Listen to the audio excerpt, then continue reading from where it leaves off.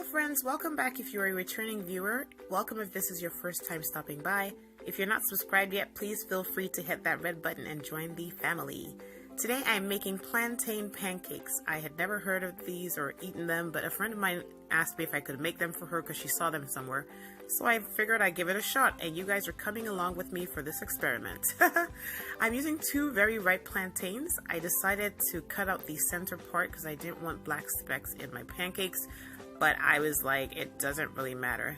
Anyway, I'm cutting them out and I'm going to cut up my plantains and get them ready to go in the blender with the rest of my ingredients. 1.5 cups of all-purpose flour, 1/4 teaspoon of cinnamon, 1/4 teaspoon of salt, and a 1/2 teaspoon of baking powder, 1.5 tablespoons of melted butter, 1 teaspoon of vanilla, and 1 cup of evaporated milk. Like I said, I'm going to pour all that in my blender and get to blending. Oh, maybe I should have told you I'm using 2 eggs. I'm using 2 eggs.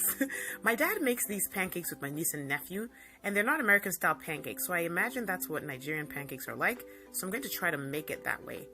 I've blended my ingredients, and look at that beautiful smooth batter. That's what you want. And now we can get to frying. As you know, I love my cast iron, so I am melting the remaining 1/2 tablespoon of butter in my pan on medium heat. I will be frying the rest of my pancakes with oil.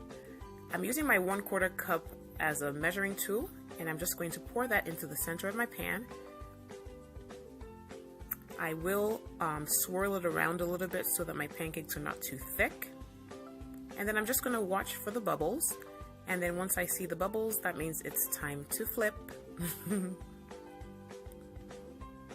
There we go. If necessary, give your pancake a gentle tap. Alright, and then just cook the other side and get it onto your plate. So that's all the oil I'm going to be using to fry all of that batter. In order to control how much oil I use this brush to brush my pan, and then I just continue frying. So just watch again as I do this. Pour your batter on, give it a swirl, watch for the bubbles, and then flip.